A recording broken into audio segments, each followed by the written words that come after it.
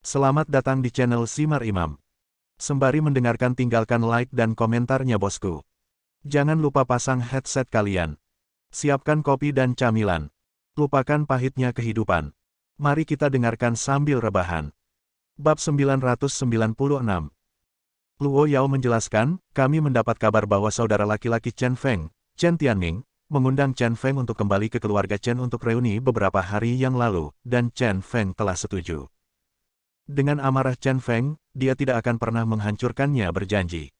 Jadi hari ini, Chen Feng pasti akan muncul di halaman keluarga Chen. Saya mendengar tentang ini dari saudara perempuan Chen Feng, Chen Yang. Chen Yang juga akan kembali ke halaman keluarga Chen hari ini. Saat bertemu Chen Feng kali ini, dia juga ingin menggunakan wajah Chen Yang untuk mendapatkan bantuan Chen Feng. Bagaimanapun, Chen Yang adalah saudara perempuan yang selalu dipedulikan Chen Feng. Jin Yu tiba-tiba sadar, jadi Chen Feng pasti akan muncul hari ini. Dia melirik Jiu Qiansui, berpikir sejenak, lalu berkata, saya bisa menjanjikan ini kepada Anda dan membantu Anda mengirim pesan kepada Chen Feng, tapi sejujurnya, kesalahpahaman antara kami dan Chen Feng belum sepenuhnya terselesaikan. Saya tidak tahu apakah Chen Feng akan mendengarkan kami. Jadi, kami tidak dapat menjamin hasilnya. Dengan kata-kata Jin Yu, Luo Yao menghela nafas lega. Dia berkata dengan pasti, Chen Feng tidak memiliki permusuhan terhadap rumput Pangeran Jin, dan karena Putri Yue, nasibnya dengan rumah Pangeran Jin belum berakhir, jadi Chen Feng pasti akan berdamai dengan rumah Pangeran Jin. Lalu ada Lao Jin. Yang Mulia mengambil kesulitan untuk menyampaikan pesan, dan mulai sekarang keluarga Luo pasti akan berterima kasih kepada istana Pangeran Jin. Pada titik ini, Luo Hao telah mencapai perjanjian kerja sama dengan istana Pangeran Jin. Setelah meninggalkan gerbang rumah Pangeran Jin, Luo Hao bertanya kepada ayahnya, "Ayah, mengapa kita harus melalui rumah Pangeran Jin untuk menunjukkan kebaikan kita kepada Chen Feng? Tidak bisakah kita pergi ke Chen Feng sendiri?" Luo Yao tanpa berkata-kata, "Kapan otakmu akan tumbuh? Kami di sini untuk meminta bantuan. Bagaimana kami bisa meminta bantuan? Pertama-tama kita harus menunjukkan ketulusan. Dengan kata-katamu, akankah Chen Gila mempercayai kami? Menurutmu mengapa Pangeran Jin setuju untuk membantu? Karena kedatangan kita hari ini telah memperjelas sepenuhnya kesalahpahaman antara mereka dan Chen Feng. Ini adalah ketulusan yang kami kirimkan terlebih dahulu. Dengan ketulusan ini, Jin Yu merasa bahwa kami memang berguna bagi Chen Feng, jadi dia setuju. Bantu sebarkan beritanya. Jika kami pergi langsung ke Chen Feng, mengapa kami harus membiarkan Chen Feng menyelamatkan Anda? Bahkan jika kami mengatakan bahwa kami akan membantu Chen Feng menangani keluarga Zheng, itu tidak ada gunanya. Itu licin manusia tidak akan mempercayai kita sama sekali. Jika kata-kata ini disampaikan melalui mulut Jin Yu, efeknya akan sangat berbeda. Belajarlah darinya, nak. Setelah mendengar penjelasan ayahnya, Luo Hao tiba-tiba menjadi tercerahkan. Tampaknya dibandingkan dengan kelakuan ayahnya, dia sangat berbeda. Akankah Chen Feng setuju untuk menyelamatkanku pada akhirnya? Luo Hao bertanya lagi. Ini tentang hidupnya, yang paling dia pedulikan saat ini. Luo Yao menghela nafas dan berkata, aku hanya 50% yakin, tapi 50% lebih baik daripada tidak ada harapan. Jika kamu mati, tidak ada artinya bagi ayah untuk hidup di dunia ini. Ayah. Luo Hao sangat bersemangat. Tersentuh, bahkan lebih bersalah. Karena dialah ayahku patah hati. Oke, berhentilah bersikap sok, pulanglah. Bersiaplah, dan pergi ke halaman keluarga Chen malam ini. Luo Yao segera masuk ke dalam mobil. Luo Hao mengikuti dan bertanya lagi, bukankah Pangeran Jin mengirim pesan? Apakah kita masih pergi ke halaman keluarga Chen? Kami. Luo Yao mendengus dingin, malam ini, halaman keluarga Chen pasti akan menjadi tempat yang ramai. Di sisi lain, setelah mengirim Luo Yao dan putranya pergi, Jin Yu mondar-mandir. Tiba-tiba dia berhenti dan berkata kepada Jiu Qiansui, Jiu Qiansui, malam ini kamu dan aku pergi ke halaman keluarga Chen. Kamu harus meminta maaf secara langsung kepada Chen Feng. Kali ini, istana Raja Jin kita benar-benar tidak dapat membantu Chen Feng. Jiu Qiansui mengangguk dan berkata, ya, terutama saya, pukulan saya sangat keras. Saya benar-benar malu. Chen Feng, anak ini, adalah seorang jenius. Anda juga tahu bahwa saya memiliki suara naga emas yang kuat, keterampilan nasional tradisional. Kekuatan nafas naga. Berapa tahun telah berlalu, dengan bantuan kekuatan luar biasa dan berkah dari warisan, aku selalu tak terkalahkan di seluruh kerajaan naga. Tetapi setelah pertempuran dengan Chen Feng, aku menemukan bahwa anak ini juga memiliki keadaan warisan kungfu, terutama yang jahat dan jahat. Jika kamu mempraktikkannya secara ekstrim, bahkan aku tidak akan menjadi lawannya. Orang yang begitu berbakat menjadi permaisuri pangeran dari dinasti Jin. Sederhananya, dia benar-benar berkah milik istana Pangeran Jin. Setelah semua ini, saya menemani pangeran untuk meminta maaf dan mengundang Chen Feng kembali. Benar. Setelah pertempuran terakhir, Jiu Qiansui sangat menghargai Chen Feng. Sekarang kesalahpahaman telah terpecahkan, dia merasa sangat lega. Oke, ayo bersiap-siap dan pergi ke halaman keluarga Chen di malam hari. Jin Yu berkata sambil tersenyum lama di sisi lain, di kedai teh di pinggiran kota. Zheng Zhenjiang sedang memegang cerutu di mulutnya dan mengeluarkan asap, dengan ekspresi marah di wajahnya. Zheng Nuting berdiri mengangkang di belakang ayahnya dengan ekspresi heroik di wajahnya. Di seberang Zheng Zhenjiang, duduk Nanshan. Nanshan berkata kepada Zheng Zhenjiang, "Saudara Zhenjiang, Beishan terjebak di istana Raja Jin dan rencananya untuk menjebak Chen Feng pada dasarnya berakhir dengan kegagalan sejauh ini. Penculikan Ning Xue sebelumnya juga gagal. Kali ini dalam pertarungan, kita benar-benar dirugikan." Zheng Zhenjiang menggosok pelipisnya dan berkata dengan marah, "Ya, Chen Feng ini benar-benar luar biasa. Tampaknya dengan Anda dan saya tidak bisa mengalahkan orang ini dengan cara konvensional, tapi itu tidak masalah. Keluarga Zheng belum menggunakan seluruh kekuatan mereka. Begitu mereka menjadi serius, dengan kekuatan keluarga Zheng di Yanjing, mereka pasti bisa menghancurkan Chen Feng. Kita akan membicarakannya nanti." Nanshan terlalu malas untuk mendengarkan bualan Zheng Zhenjiang dan bertanya, "Selanjutnya, saya bertanya-tanya, Saudara Zhenjiang, apa yang akan Anda lakukan? Anda tahu, tekanan dari atas sangat ketat." Zheng Zhenjiang tidak bisa menahan senyum jahat dan berkata, "Langkah selanjutnya, fokusnya adalah pada Jiu Qiansui. Masalah ini tergantung pada Anda. Setelah Anda menggunakan identitas Anda akan memiliki peluang besar untuk menyingkirkan ini kawan. Setelah Jiu Qiansui mati, maka hanya ketika kita memiliki kekuatan untuk bergabung, kita dapat bangkit dan menimbulkan masalah.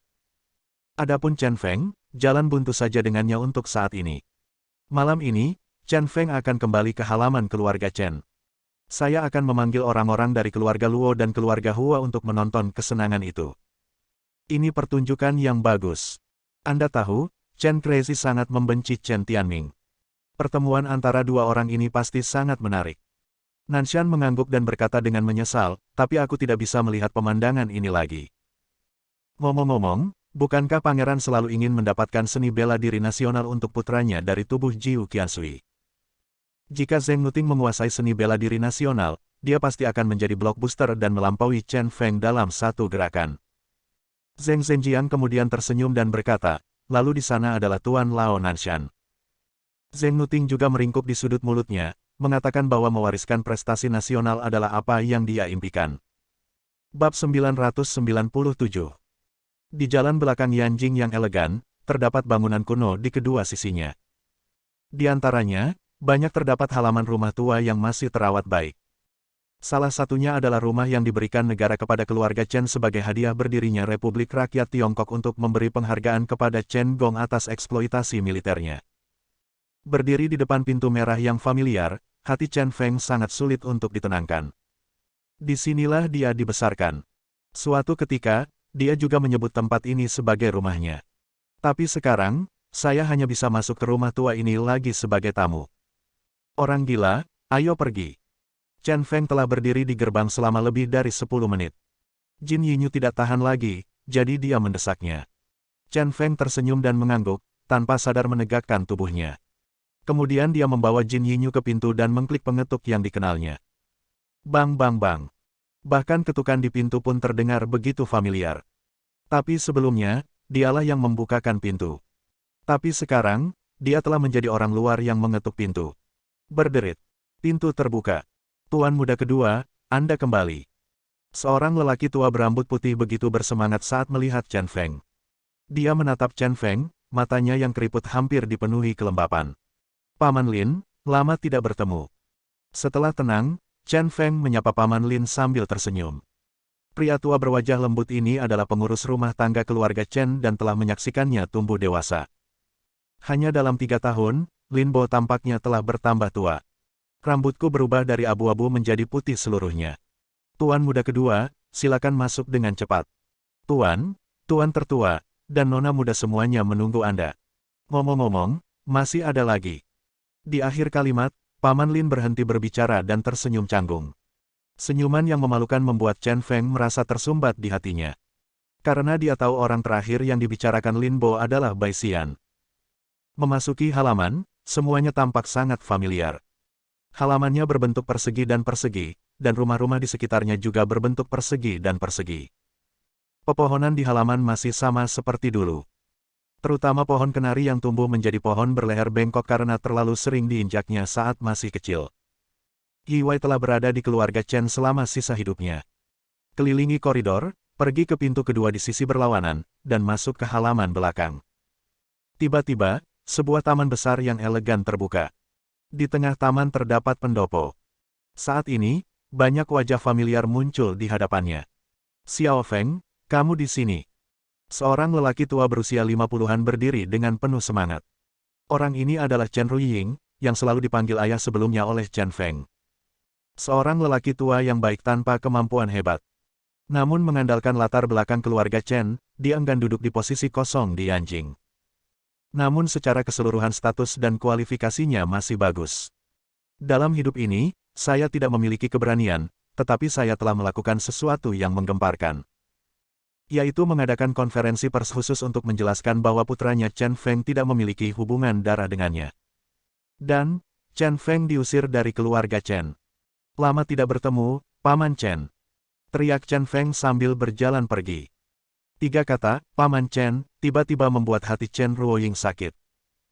Faktanya, Chen Feng tahu apa yang terjadi saat itu, dan Chen Ruoying tidak bisa memikirkan cara untuk bertahan hidup dengan memotong ekornya. Di balik layar, itu semua adalah ide Chen Tianming. Namun ada beberapa hal, baik disengaja atau tidak, dilakukan begitu saja. Selain itu, dia sudah diusir dari keluarga Chen, jadi memanggilnya paman dianggap sangat sopan kepada Chen Ruiying. Xiao Feng, kamu akhirnya kembali. Chen yang sangat bersemangat dan menarik putranya keluar dari belakang. Yunji, kamu sudah lama tidak bertemu paman, panggil dia paman. Luo Yunji dengan takut-takut berteriak dengan suara rendah, paman. Melihat Chen Yang, Chen Feng akhirnya merasa lebih hangat. Di keluarga Chen, yang tidak pernah meninggalkannya adalah Chen Yang. Dia berteriak dengan ramah, kakak, sudah lama tidak bertemu. Lama tidak bertemu, ini membuat Chen yang sangat tersentuh, dengan air mata berlinang. Oke, bocah gila, ayo kita sajikan dulu. Mari kita mengenang masa lalu sambil makan. Chen Tianming adalah seorang pria yang berpenampilan sangat anggun, hanya dari temperamennya saja terlihat bahwa dia adalah anak seorang pejabat. Dan suaranya bahkan lebih menarik. Apapun yang Anda katakan, selalu bisa menghangatkan telinga orang lain. Senyuman di wajah Chen Feng tiba-tiba memudar ketika dia melihat Chen Tianming. Dia juga memperhatikan Bai Xian yang sangat cantik di sebelah Chen Tianming. Hari ini, Bai Xian berpakaian sederhana. Jeans sederhana dan kemeja putih, dengan kuncir kuda dan tanpa riasan. Meski begitu, tetap saja keindahannya luar biasa.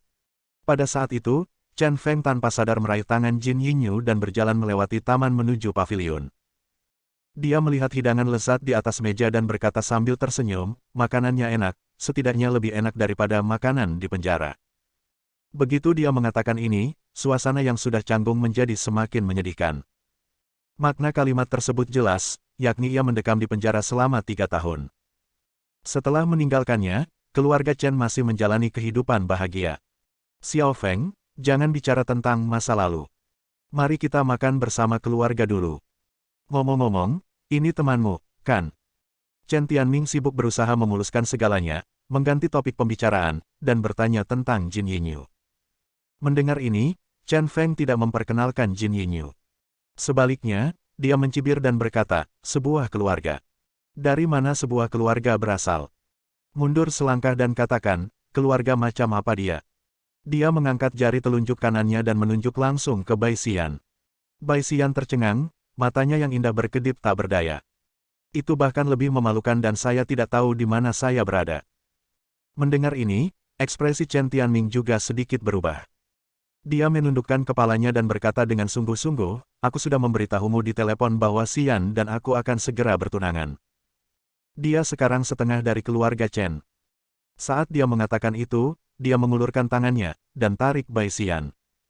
Tapi Bai Xian secara tidak sadar menghindarinya. Chen Tianming tampak marah dan mengulurkan tangan untuk mengambilnya lagi. Ketika dia hendak bertemu Bai Xian, Chen Feng menjadi marah dan berkata dengan dingin, Chen Tianming, jika kamu menyentuh tangannya hari ini, aku akan memotong tanganmu. Aku akan melakukan apa yang aku katakan. Chen Tianming dengan keras berkata.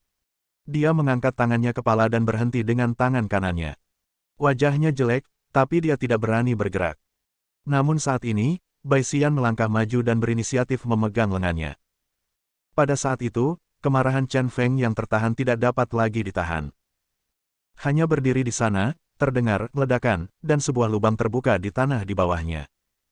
Chen Tianming, jika kalian berdua bersikeras untuk membuatku jijik, aku tidak akan menghentikanmu. Sepatah kata saja.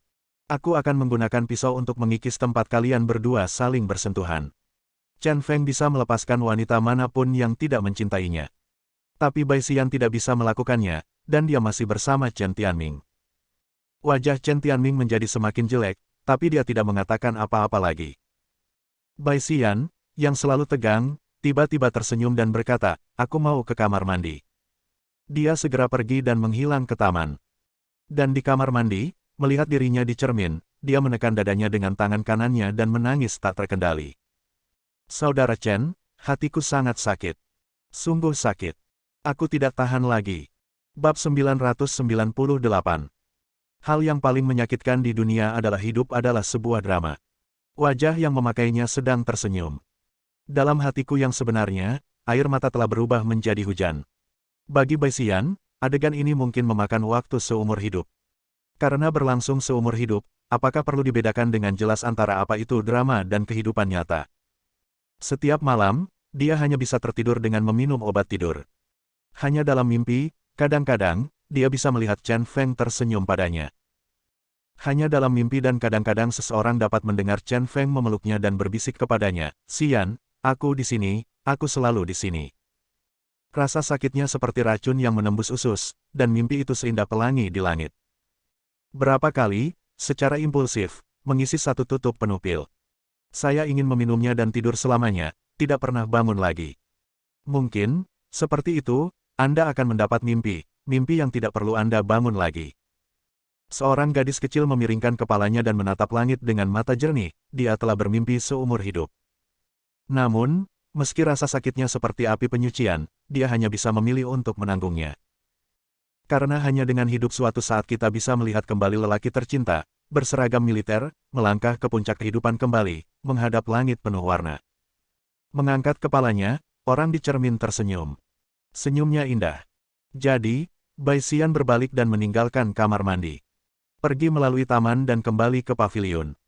Dia duduk dengan murah hati dan duduk di sebelah Chen Tianming. Tepat di seberangnya, yang duduk adalah Chen Feng dan Jin Yinyu. Tidak ada yang berbicara di meja, dan itu terlalu memalukan untuk diungkapkan. Chen Ruying menghela nafas dan mengeluarkan sebatang rokok dengan tangan kanannya yang gemetar. Setelah dihisap, asapnya mengepul. Tampaknya asap mencekik matanya, dan mata merahnya penuh dengan rasa ketidakberdayaan. Bagaimana mungkin keluarga yang baik bisa berakhir seperti ini? Dia menggelengkan kepalanya karena bingung. Chen yang di samping tidak bisa menahannya dan menangis. Dia berdoa kepada Chen Feng, Xiao Feng, anggap saja kakak memohon padamu. Hari ini kamu hanya akan makan dan tidak membicarakan hal lain, oke? Chen Feng, yang awalnya penuh amarah, melihat air mata kakaknya. Dalam sekejap, separuh amarahnya hilang. Dia mengambil serbet, menyerahkannya kepada kakaknya mengangguk dan berkata, aku tahu, aku mendengarkanmu. Tumbuh dewasa, tidak peduli bagaimana dia bertindak dan menyebabkan masalah, adiknya selalu bisa menenangkannya. Karena kakaknya sangat baik padanya, dan dia adalah wanita paling lembut dan berbudi luhur di matanya. Oke, ayo makan dan makan. Chen Ruying segera membuang rokoknya dan tertawa. Suasana awalnya canggung sedikit lega. Chen Feng menyipitkan matanya dan melihat bahwa semua hidangan di tengah meja adalah favoritnya. Ada lontong gula merah, kaki babi pedas, dan irisan daging babi rebus. Terutama kaki babi pedasnya, jelas dibuat oleh Bibi 6. Dia mengambil sepotong dan menggigitnya, rasanya masih sama seperti sebelumnya. Bibi 6 adalah istri Paman Lin, pasangan ini telah tinggal di keluarga Chen selama beberapa dekade. Dan gigitan ini benar-benar membuat Chen Crazy merasa seperti berada di rumah lagi. Untuk meredakan suasana, Chen Yang, yang tidak pandai berkata-kata, menatap Jin Yinyu dengan mata hangat. Dia bertanya pada Chen Feng, "Xiao Feng, kamu belum memperkenalkan gadis ini, kamu hanya tahu cara makan." "Oh, benar." Sebelum Chen Feng bisa memperkenalkannya, Jin Yinyu menyela Chen Feng, berkata kepada semua orang dengan murah hati, "Halo semuanya, nama saya Jin Yinyu, dan saya Putri Yue dari Istana Pangeran Jin. Chen Feng adalah permaisuri saya, dan saya tunangan Chen Feng."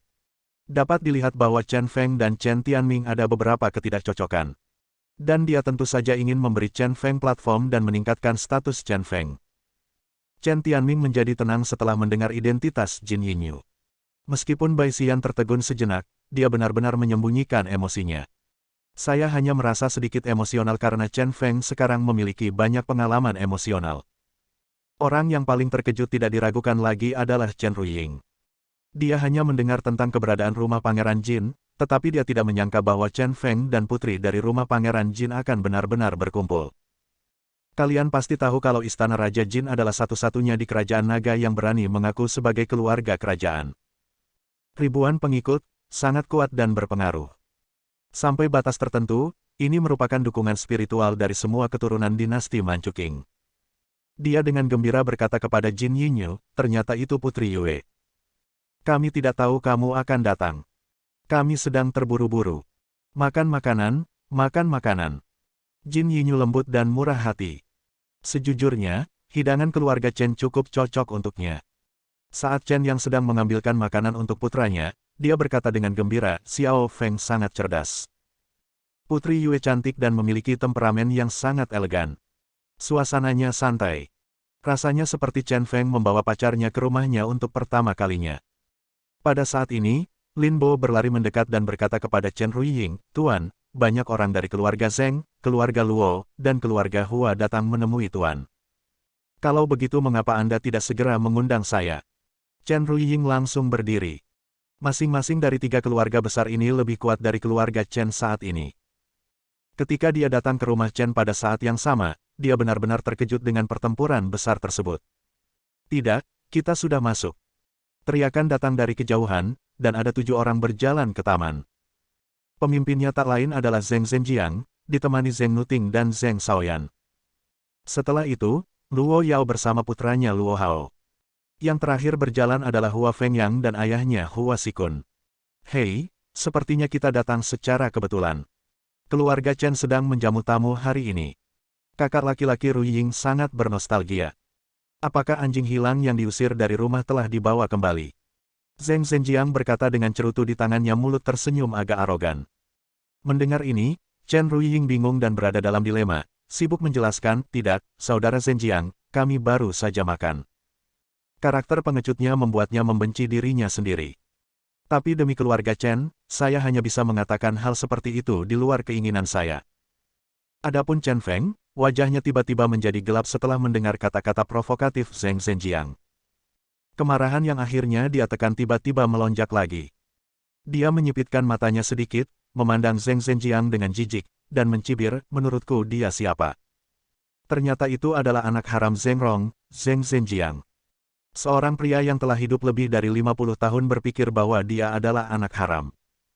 Apakah Anda lupa tentang masalah ini? Ngomong-ngomong, apakah Zheng Rong melakukan tes garis ayah saat itu? Jangan berasal dari keluarga orang lain.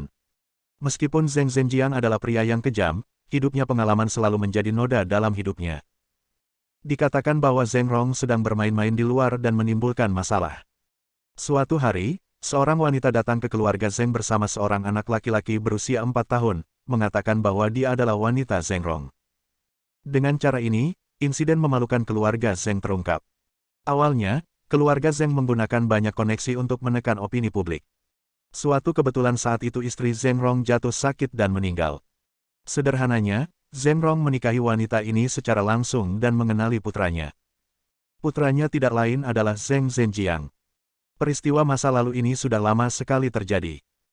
Chen Feng juga mendengar ini dari gosip, tapi terlepas dari apakah itu gosip atau bukan, jika itu bisa menekan kesombongan Zheng Zhenjiang, itu adalah kata yang bagus. Bab 999. Wajah Zheng Zhenjiang yang awalnya bangga tiba-tiba berubah menjadi sangat dingin. Selama bertahun-tahun, tidak ada yang berani menyebutkan masalah ini. Karena tidak ada yang berani menyinggung keagungan keluarga Zheng. Orang gila ini hanya mencari kematian. Dia berjalan ke paviliun dan menatap Chen Feng dengan mata dingin, sepertinya 3 tahun penjara tidak mengubah perilakumu. Hari ini, dia akan menunjukkan warna pada Chen Feng. Mendengar ini, Chen Feng menjatuhkan sumpitnya dan berdiri. Dia mencibir dan berkata gayung bersambut, berperilaku. Pernahkah kamu melihat seekor harimau menjadi berperilaku? Harimau. Zheng Zhenjiang berkata dengan senyum tidak tertarik, harimau di sirkus, masing-masing lebih baik dari yang lain. Yan Jing adalah tidak sama sekarang. Kamu pikir kamu siapa sekarang? Beraninya kamu berbicara seperti ini padaku. Bicara. Beraninya aku memukulmu. Chen Feng benar-benar kesal dengan Zheng Zhenjiang. Tidak peduli apa, dia mengangkat kepalanya. Satu tendangan, langsung ke arah Zheng Zhenjiang. Tindakan ini sungguh membuat takut semua orang. Sekarang di Yanjing, siapa yang berani sombong pada Zheng Zhenjiang? Crazy Chen jelas sedang bermain api. Saat ini, Zheng Nuting tiba-tiba melangkah maju dan mengangkat kakinya. Tendangan ke samping memblok kaki Chen Feng. Pergelangan kaki mereka bertabrakan dengan keras. Chen Feng, kamu tidak layak bertarung melawan ayahku. Karena kamu tidak peduli dengan hidup dan mati, aku bisa bermain denganmu. Zheng Nuting menarik kembali kaki kanannya dan mundur selangkah. Dia memiliki wajah heroik dan sudah memiliki niat membunuh. Saya sudah lama mendengar bahwa kekuatan tempur Chen Feng telah mencapai tingkat yang mengerikan. Dia sangat ingin meminta nasihat. Chen Feng tetap tidak bergerak dan perlahan menarik kembali kaki kanannya. Dia menyipitkan matanya dan mencibir, Zheng Nuting, kamu jalang, aku mendengarnya saat itu, kamu sebenarnya punya ide tentang pedang putihku. Hari ini aku akan menamparmu. Pedang putih sangat berarti baginya. Istimewa. Sekalipun Zheng Nuting tidak berhasil, pemikiran seperti ini tidak dapat dimaafkan. Karena keributan sudah dimulai hari ini, kenapa tidak diperbesar? Tapi saat dia hendak memulai, Chen Yang, yang berdiri di sampingnya, tiba-tiba menangkapnya. Chen Yang melirik Luo Yao dan menasihati Chen Feng dengan sungguh-sungguh, Xiao Feng, jangan impulsif, tenanglah. Kata-kata saudari benar-benar dapat menenangkan Chen Feng dalam banyak kasus. Namun seringkali, kesabaran manusia ada batasnya. Dia berbalik dan menarik tangan adiknya dari lengannya sedikit demi sedikit. Kakak, ingat, jangan tunduk pada binatang itu. Saat tangan Chen yang lepas dari lengannya, dia seperti hantu, menyerang Zheng Nuting dengan kecepatan tinggi. Mata Zheng Nuting terfokus, dan dia sama sekali tidak takut pada Chen Feng, dan dia juga melangkah maju untuk menyambutnya. Ada suara, pop. Tapi setelah satu kontak saja, Zheng Nuting tidak tahu apa yang sedang terjadi. Tangan kanan Chen Feng masih menamparkan wajahnya dengan keras. Apakah kamu pikir kamu benar-benar kuat? Faktanya, kamu hanyalah seorang idiot yang merasa benar sendiri karena kamu dipuji. Setelah mengalahkan Zheng Nuting, Chen Feng tidak lupa mengejeknya. Zheng Nuting ini selalu menyebalkan sejak dia masih kecil, dan menurutnya dia adalah orang yang luar biasa. Tamparan ini dimaksudkan untuk menyadarkan si idiot ini agar dia bisa mengenali kekuatannya sendiri. Semua orang yang hadir tercengang. Siapa yang tidak tahu kalau Zheng Nuting merupakan sosok yang memiliki harga diri yang sangat kuat. Ketika Chen Feng memukulnya, rasanya seperti meledakkan paket dinamit. Benar saja, Zheng Nuting perlahan mengangkat kepalanya. Tiba-tiba, sepasang mata marah menatap Chen Feng. Kamu, mati. Dia meraung, tinjunya penuh energi, dan dia bergegas menuju Chen Feng lagi. Memalukan dirimu sendiri. Chen Feng melintas dan menyerang lagi. Saat keduanya hendak saling berhadapan, mereka melihat sekelompok orang berseragam bergegas ke taman. Crazy Chen menghindari serangan Zheng Nuting dan menghentikan serangan itu. Karena kelompok orang ini semuanya luar biasa, mereka semua menjalankan urusan resmi. Namun seragam di tubuhnya terbagi menjadi 3 jenis. Dilihat dari seragamnya saja, ada petugas polisi, petugas disiplin dan keamanan. Chen gila, teruslah melakukannya. Zheng Zhenjiang mendengus dingin dengan sebatang rokok di mulutnya dan tatapan sinis di matanya. Sekarang selama aku mengucapkan sepatah kata pun, orang dapat menangkap Chen Ruiying dan memusnahkan keluarga Chen dari Yanjing. Pergi. Dan kamu membunuh begitu banyak orang setelah kamu kembali ke rumah, apakah kamu pikir kamu dapat melarikan diri? Di Qinxi, ada orang yang melindungimu, tapi ini Yanjing, keluarga Zheng Ku yang mengambil keputusan. Di sini, aku adalah hukum dan surga. Aku memegang kekuasaan di tanganku. Aku bisa membunuhmu apapun yang kulakukan. Dan kamu juga bisa mencoba melawan. Itu akan memberiku lebih banyak alasan untuk menyerangmu. Kali ini, dia akhirnya menunjukkan kartu asnya. Keuntungannya tidak diragukan lagi adalah jaringan hubungan Yan Jingpan yang kompleks. Jaring besar ini memberinya kekuatan yang begitu besar sehingga dia bisa melakukan apapun yang dia inginkan. Dengan bantuan tangannya yang kuat, dia bisa dengan mudah menangkap Chen Feng. Melawannya berarti melawan Dewan Politik Nasional. Selama Chen Feng berani mengambil langkah ini, dia akan melawan surga dan tidak akan ada tempat baginya di kerajaan naga. Crazy Chen sedikit menyipitkan matanya dan terlihat jelek. Orang tua ini telah mengetahui titik lemahnya. Itu tidak lebih dari memanfaatkan fakta bahwa dia belum memiliki pijakan yang kokoh di Yanjing dan tidak memiliki pendukung yang kuat. Jadi, gunakanlah kekuasaan untuk menindas orang. Tentu saja, pembunuhan apapun hanyalah kejadian sederhana. Dalam pertarungan seperti itu, seringkali yang diperjuangkan bukan soal peristiwa itu sendiri, melainkan soal kekuatan masing-masing. Sekalipun tidak ada yang namanya pembunuhan, Zheng Zhenjiang masih bisa menggunakan agen tersebut untuk menangkapnya, ada terlalu banyak alasan. Karena kekuasaannya sendiri ada di tangan Zheng Zhenjiang. Dan kekuasaan itu bulat dan dapat dimanipulasi oleh penanggung jawabnya sesuka hati. Diam-diam dia berpikir bahwa akan sulit untuk menghadapinya sekarang. Pada saat ini, Chen Ruiying panik dan berdiri dan menasihati Zheng Zhenjiang, "Saudara Zhenjiang, tenanglah. Jangan seperti Chen gila. Kamu juga tahu bahwa dia gila. Meskipun dia orang yang jujur. Tapi ambillah jalur resmi kurang lebih tercemar." Zheng Zhenjiang bertekad untuk menangkapnya, tapi dia tidak bisa menolak. Inilah alasan mengapa Chen Feng ditinggalkan saat itu. Setelah kedua tetua keluarga Chen meninggal, status keluarga Chen turun tajam. Dan nasib keluarga Chen ada di tangan orang lain. Dia benar-benar tidak bisa melawan. Pada saat yang menegangkan ini, Zheng Zhenjiang tiba-tiba menjadi rileks dan mengubah nada suaranya. Dia berkata kepada Chen Ruiying, "Jangan khawatir, Saudara Ruiying, saya di sini bukan untuk menimbulkan masalah bagi Anda. Saya hanya ingin Chen Feng membantu Anda. Saya hanya akan memberitahu Anda apa yang ingin saya katakan." Zheng Shaoyan dan Luo Hao keduanya telah diracuni oleh racun selama 7 hari. Dan di dunia ini, hanya Chen Feng yang bisa mendetoksifikasi racun ini. Selama Chen Feng membantu detoksifikasi, saya akan membiarkan orang-orang ini mengungsi. Bagaimana dengan itu? Ekspresi Chen Feng juga sedikit melembut. Rupanya, Zheng Zhenjiang datang ke sini untuk memaksanya melakukan detoksifikasi seseorang. Dia berpura-pura malu dan berkata dengan nada menghina, "Saya tidak tahu harus berkata apa lagi. Maaf, saya hanya membantu wanita melakukan detoksifikasi. Laki-laki, tidak ada yang bisa saya lakukan." Ini benar, wanita bisa melakukan detoksifikasi. Kalau laki-laki tidak bisa seperti bunga krisankan, dia tidak punya kebiasaan menjijikkan seperti itu. Luo Yao tidak dapat menahan diri untuk tidak berkata, "Chen gila, berhentilah bercanda saat ini. Meskipun dikatakan bahwa caramu untuk menyembuhkan racun flu selama 7 hari adalah dengan berhubungan seks, siapa yang dapat mempercayai ini?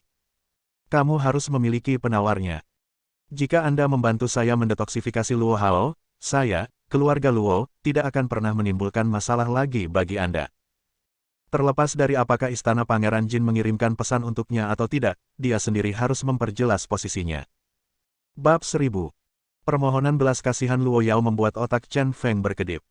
Tampaknya para idiot ini masih tidak percaya bahwa dia berhubungan seks untuk menyembuhkan narkoba. Spekulasi yang merasa benar sendiri, dia memegang beberapa obat penawar yang tidak diketahui. Dalam hal ini, poin ini dapat dimanfaatkan. Jika Anda ingin saya membantu detoksifikasi Luo Hao, Anda bisa. Dia mengalihkan pandangannya sedikit, menunjuk ke Zheng Zhenjiang dan berkata, "Ini sangat sederhana. 1 nyawa untuk 1, selama Anda membiarkan 1 orang di keluarga Zheng mati, tidak peduli siapa itu, aku akan membantumu sembuhkan Luo Hao." Mendengar ini, Wajah Luo Yao tiba-tiba berubah menjadi jelek. Ini jelas membuatnya malu, karena dia tidak ingin menyembuhkan racun Luo Hao. Chen Feng, ini. Chen Feng melambaikan tangannya dan menyela Luo Yao, jika kamu tidak bisa melakukannya, jangan salahkan aku karena berdiri dan menonton. Luo Yao terdiam dan berhenti berbicara. Tampaknya sulit mendapatkan izin dari Chen Feng untuk merawat Luo Hao. Dalam hal ini, kita hanya bisa menaruh harapan kita pada Istana Raja Jin. Chen Feng, sepertinya kamu tidak mau bekerja sama. Jika ini masalahnya, maka aku akan membiarkanmu melihat apa itu surga Yanjing. Itulah keluarga Zheng. Pada titik ini, Zheng Zhenjiang juga kehilangan kesabarannya. Dengan lambaian tangannya, semua orang berseragam datang. Petugas disiplin berkata langsung kepada Chen Ruiying, "Chen Ruiying, seseorang telah melaporkan bahwa Anda menerima suap dalam jumlah besar dan mempromosikan kader secara ilegal selama masa jabatan Anda di departemen tertentu. Silakan kembali dan bekerja sama dalam penyelidikan kami." Kata petugas polisi langsung ke Chen Feng, "Chen Feng, di daerah pemukiman Zunya, terjadi pembunuhan besar. Sekarang kami mencurigai Anda adalah pembunuhnya. Silakan kembali bersama kami dan terima penyelidikannya."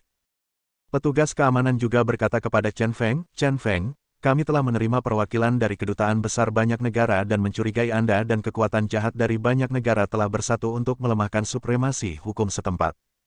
Silakan kembali dan terima penyelidikan kami." Jelas sekali bahwa Zheng Zhenjiang datang dengan persiapan. Segala sesuatu adalah hal yang sangat halus, dan segala sesuatu ada di antara keduanya. Jika ada seseorang yang melindungi Anda, tidak akan ada hal seperti itu. Jika tidak ada kekuatan pendukung, maka hal-hal tersebut akan ada. Sungguh luar biasa. Chen Ruiying tiba-tiba menjadi cemas dan berkata dengan bingung, saya tidak memilikinya." Dia memandang Zheng Zhenjiang dan buru-buru memohon, "Saudara Zhenjiang, beberapa pemimpin lama yang penting sekarang masih memiliki ikatan lama dengan saya keluarga Chen. Ya, kamu tidak bisa melakukan ini."